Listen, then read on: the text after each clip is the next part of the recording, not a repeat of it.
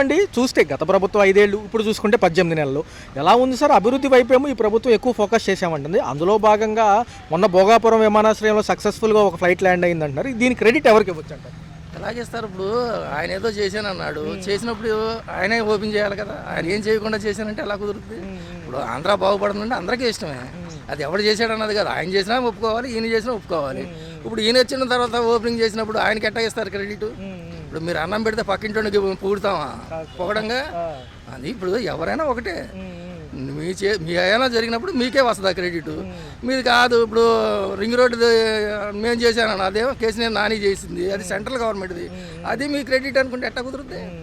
అది అసలు తప్పు. ఎవడైనా చేశాడు, మాకు ఆంధ్ర బాగుపడుతుంది అంతవరకే. కానీ జగన్ చేశాడా, ఈయన చేశాడా, ఆయన చేశాడా, ఇవన్నీ మనకు అనవసరం. అంటే బాజీ నాయకులు ఏంటో వేయి ప్రయాసాలు పడిపోతున్నారు. వీళ్ళు ఓడిపోయిన నాయకులు ఎవరైతే ఉన్నారో పేరు నాని గారు లాంటి వాళ్ళు కూడా అంటున్నారు కదా, ఏదైతే ఉందో మీరు ఎందుకు అత్యుత్సాహంగా చేస్తున్నారు అంటున్నారు. జరిగిన వాస్తవం అయితే కనుక సక్సెస్ఫుల్గా ఫ్లైట్ ల్యాండ్ అయింది.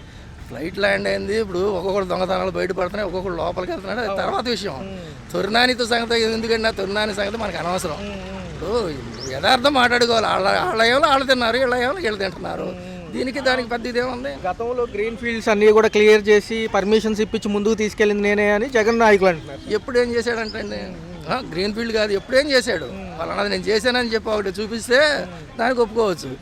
ఏది చేయలేదు, అన్నీ నేను చేశాను, ఆ క్రెడిట్ నాకు ఇమ్మంటే కొబ్బరికాయ మీరు కొడితే ప్రసాదం ఆయన పెట్టినట్టు ఉంది. అంతకు మించి ఏం లేదు. ఎలా ఉంది సార్ ప్రస్తుతం అభివృద్ధి చూస్తే? అమరావతి కానివ్వండి, ఇప్పుడు బాగుపడుతుంది నేను చెప్తాం. బాగుపడినప్పుడు మనం బాగుపడుతుందని చెప్పలేం కదా, అంతేగా.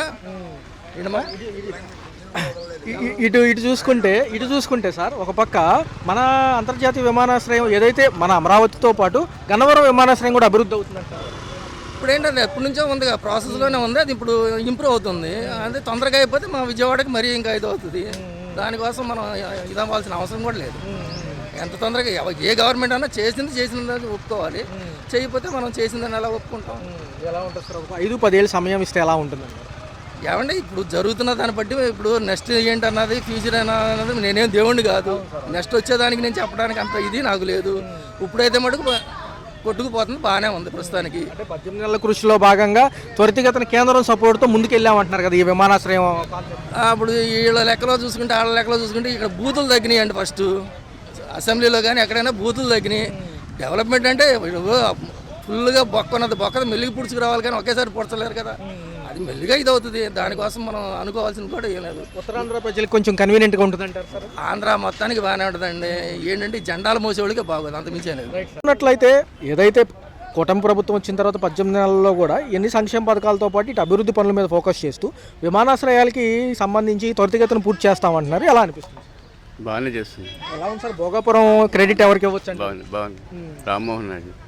అంటే సార్ గత ప్రభుత్వ నాయకులు కూడా మా చొరవ ఉంది అంటున్నారు. మన రాష్ట్రంలో ఏమంటారు? అది కరెక్టే. జగన్ గారు కూడా అప్పట్లో ఉన్న గ్రీన్ ఫీల్డ్ ఏరియాకి సంబంధించి ఏదైతే తర్జన భజ్జలు ఉన్నాయో అన్నీ క్లియర్ చేసి ముందుకు అవడానికి కారణం మేమే అని వాళ్ళు అంటున్నారు. ఈ 18 నెలల్లో కూడా కేంద్ర హయాంలో మనం అడిగిన పర్మిషన్స్ అన్నీ ఇచ్చారంటున్నారు వీళ్ళు అంటారు. ఎలా? జగన్ గవర్నమెంట్లోనే భోగాపురం డెవలప్ అయింది. పూర్తి డెవలప్మెంట్ వీళ్ళు చేశారు. సో ప్రభుత్వం మారుతుంటో కితాబేలకు వచ్చిందంటారా? సార్ ఒక మాటలో ఎలా ఉంటుంది రేపు ఈ విమానాశ్రయాలతో అభివృద్ధితో త్వరితగతిన మనం కనుక అంతర్జాతీయ కనెక్టివిటీ పొందితే కంపెనీలు రావడానికి ఆస్కారం ఎక్కువ ఉందంటారు? అవును, మంచి పెద్ద కంపెనీలు వచ్చేదానికి అనుకూలంగా ఉంది. సో ఏ ప్రభుత్వం వచ్చినా కానీ కృషి చేసినందుకు వాళ్ళ పేర్లు ఉంటూ ఉంటాయి, ఏ ప్రభుత్వం మారినప్పటికీ కూడా. మరి ఎలా చూసుకోవాలి సార్? గతంలో జగన్ ఈ కాన్సెప్ట్ మీద ముందుకెళ్ళడం మంచిదేనంటారు అప్పట్లో? మంచిదే సార్. మరి ఎలా ఉందనిపిస్తుంది సార్? అభివృద్ధి ఎలా ఉంది? గతం కంటే ఇప్పుడు బాగుందా లేదా గతమే బాగుందంటే? అభివృద్ధి అంటే అంత పూర్తి అయితే కానీ తెలియదు కదా. బెటర్ కొద్దిగా డెవలప్ అవుతూ ఉంది. ఏమంటారు సార్? మరొకసారి మరి జగన్ గారికి ఏమైనా అవకాశం ఉందంటారా వచ్చే 2029 కన్నా? ఉంది. భోగాపురం ఎయిర్పోర్ట్కి సంబంధించి ఉత్తరాంధ్రకి ఇదో తొలిమెట్టు అంటున్నారు కదా సార్. అక్కడ ప్రభుత్వాలకు సంబంధించి మన రాష్ట్రంలో కూడా పదే మాట్లాడుతూ ఉంటారు వెనకబడి ఉంది ఉత్తరాంధ్ర అని. అవును, వెనకబడిన ప్రాంతమే కాబట్టి డెవలప్ అవ్వాలి. విశాఖపట్నంలో ఎయిర్ ట్రాఫిక్ ఎక్కువ అవడంతో ఇటు మళ్లించడం జరుగుతుంది. కరెక్ట్. విశాఖ డెవలప్ పూర్తిగా అయిపోయింది, అనవసరం. వేరే పట్టణాల్లో డెవలప్ చేసేదానికి భోగాపురం పెట్టారు. 15,000 ఎకరాలు గతంలో వీళ్ళు అడిగినప్పటికీ కూడా అప్పుడు పొలాలన్నీ కూడా క్లియర్ చేయడానికి జగన్ గారి హయాంలో మెయిన్ ముందుకెళ్ళింది అంటారు. ఇది కరెక్ట్. అంతా బాగుందంటారు సార్. అయితే ఓకే, థ్యాంక్ యూ. దీనికి సంబంధించి విమానాశ్రయాల ఘనత ఎవరికి ఇవ్వచ్చు అంటారు? గత ప్రభుత్వం మాదే అంటుంది, ఇప్పుడు ప్రభుత్వం మాదే తెలియదు. కానీ అభివృద్ధి అంటే ఒక చంద్రబాబు నాయుడు విజనరీ, అంతే తప్ప ఇవన్నీ లేని మాటలు మాట్లాడుకోవడం, మీడియా ముందుకు వచ్చి మాట్లాడడం, హైక్ చేసుకోవడం ఇవన్నీ అనవసరం. ఏంటంటే ముందు చూపు జాగ్రత్త పరుడు, భవిష్యత్తు ప్రణాళిక ప్రకటించే మనిషి ఆయన నెంబర్ 1. ఇప్పుడు ఉత్తరాంధ్రకు కొంచెం మంచిగా ఉన్నట్టు సార్. అండి మాది ఉత్తరాంధ్రనే, మాకు సంతోషంగానే ఉంది అక్కడ ఇంటర్నేషనల్ ఎయిర్పోర్ట్ రావడం. ఈ 18 నెలల్లో కూడా కేంద్ర ప్రభుత్వం హయాంలో ఎవరైతే భాగస్వామ్యంగా ఉన్నాం కాబట్టి కొంచెం అడిగినవన్నీ ఇచ్చారంటుంది ఈ ప్రభుత్వం. ఎలా ఉందంటారు? బాగుంది. దీనికి సాయశక్తిలో ప్రయత్నించింది పవన్ కళ్యాణ్ గారు. ఆయన ఈయన కలిస్తే కానీ బాగుంటుంది. ఇంకో 5 సంవత్సరాలు వచ్చేసరికి ఆంధ్ర రాష్ట్రం నెంబర్ 1 అభివృద్ధిలో ఉంటుంది. భోగాపురానికి ఇది ఒక తలమానికం అంటున్నారు, ఎందుకంటే గతంలో నెంబర్ 1 మాది విజయనగరం డిస్టిక్, ఇక్కడికి వలస వచ్చాం మేము. ఇప్పుడు అక్కడ బాగుంది ఇక్కడికంట. అన్నీ కంపెనీలు కానీ ఇండస్ట్రియల్ ఏరియా, మొత్తం ఇండస్ట్రియల్ ఏరియా కదా. ఇంకా రాబోయే రోజుల్లో ఇండస్ట్రియల్ నెంబర్ 1గా అభివృద్ధి చెందుద్ది. అది తలమానికం, 3 జిల్లాలకు తలమానికం ఆ ఎయిర్పోర్ట్ అనేది. విశాఖపట్నంలో కొంచెం రద్దీ ఏర్పడడంతో ఇటు మళ్లించినట్టుగా చెప్తున్నారు. నిజంగా అంతర్జాతీయ విమానాలు కూడా ల్యాండ్ అవుతాయి. చూపు ఆలోచన అంటే అదే, మరి అదే విజనరీ అంటే దానికే చెప్తున్నాను నేను. ఒక చంద్రబాబు నాయుడు విజనరీ అంటే భావితరాలకి ముందు చూపుగా ఆలోచించే మనిషి ఒక చంద్రబాబు నాయుడు గారు. 18 నెలల కృషితోనే ముందుకెళ్ళామని లోకేష్ గారు అంటున్నారు. అందులో పవన్ కళ్యాణ్ గారు ఎక్కువ శాతం అటే ఉంటున్నారు కాబట్టి పర్లేదు. నెంబర్ 1 అండి. పవన్ కళ్యాణ్ శంకించే మనిషే కాదు, ఎవడైనా శంకిస్తే వాడు మనిషి వేస్ట్ కాడు అనమాట. ఇవన్నీ కళ్ళబోలు మాటలు చెప్పి వైసీపీ పార్టీ వాళ్ళు అంతా, నేనే ఏ పార్టీని ఒకటే అభివృద్ధి మంచి చేసేవాళ్ళే మాకు కావాలి తప్ప ఆ పార్టీ ఈ పార్టీ మాకు సంబంధం లేదు. ఇవాళ మంచి జరుగుతుంది కాబట్టి. కాకపోతే ఏంటంటే చిన్న ఆర్థికంగా కొద్దిగా ఇబ్బంది పడతారు.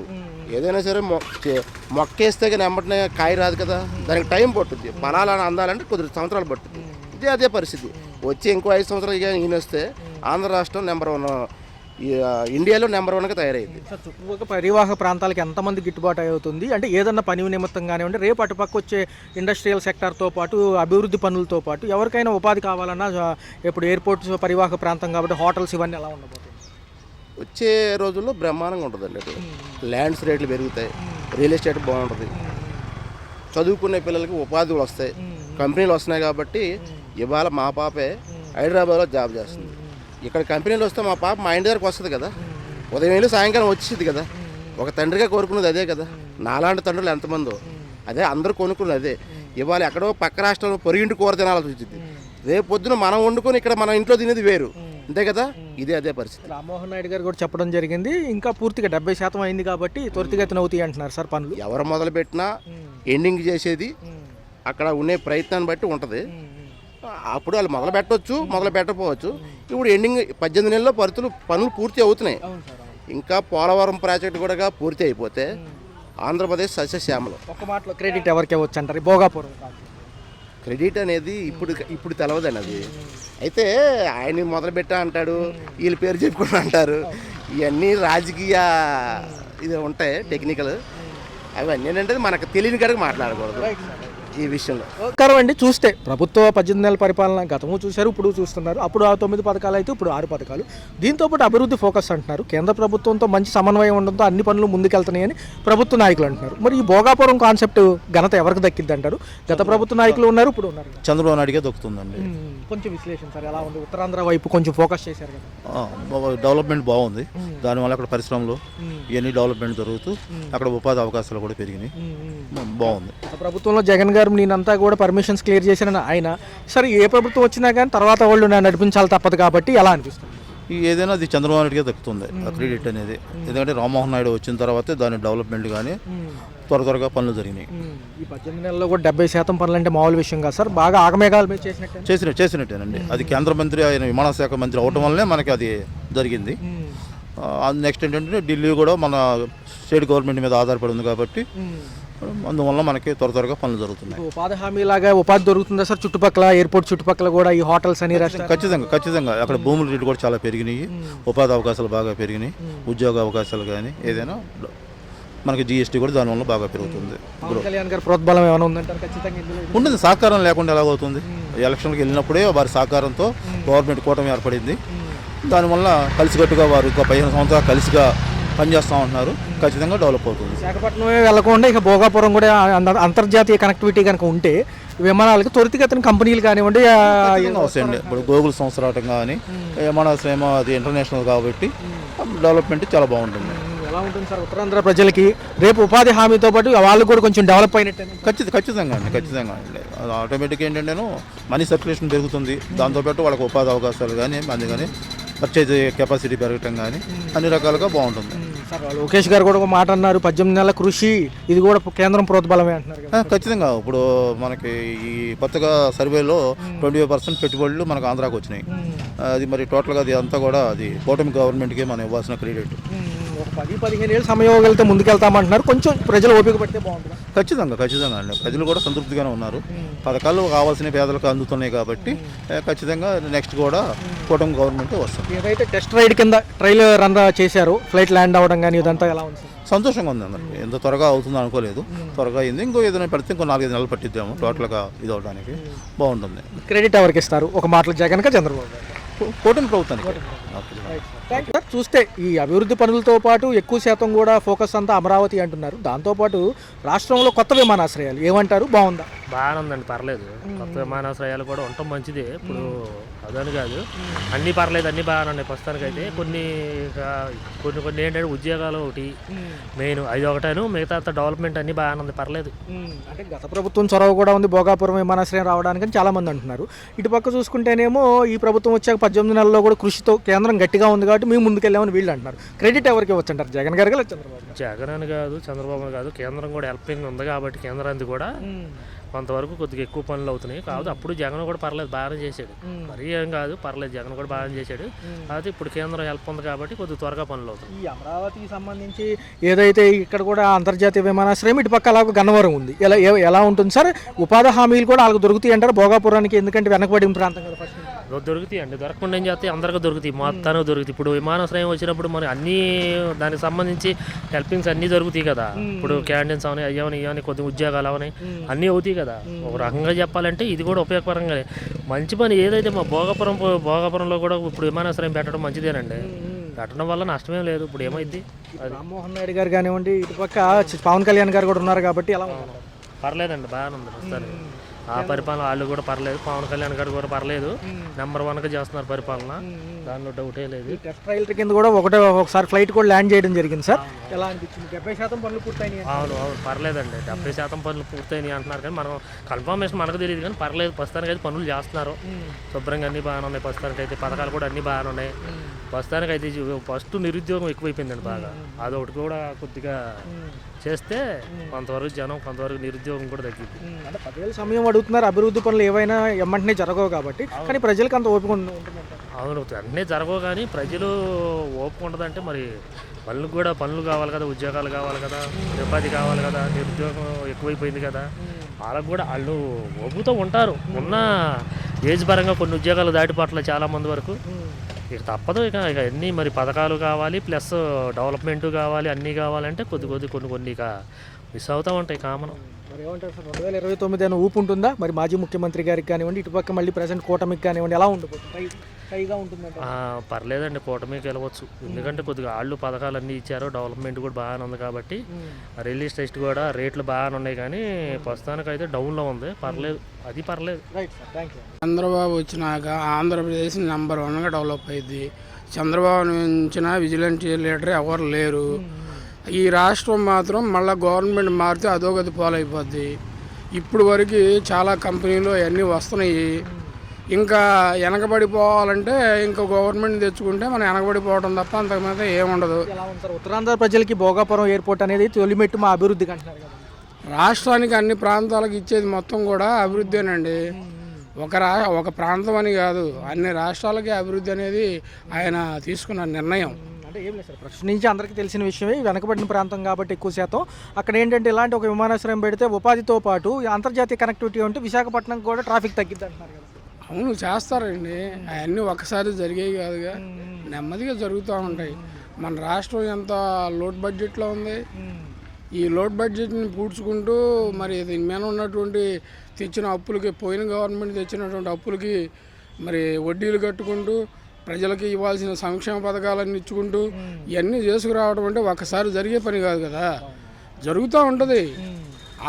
ఆయన ఇంకా ఒక 10-15 సంవత్సరాలు అట్లాగే ఉంటే, ఈసారి 2-3 ఎలక్షన్లు కూడా ఆయనే ఉంటే ఆంధ్రప్రదేశ్ నెంబర్ 1 స్థానంలో ఉంటుంది భారతదేశంలో. మరి మా కృషి ఎక్కువ ఉందని మాజీ నాయకులు అంటున్నారు. నిజంగా ఈ ఎయిర్పోర్ట్ అభివృద్ధికి సంబంధించి జగన్ గారు కూడా క్రెడిట్ ఉందంటారు.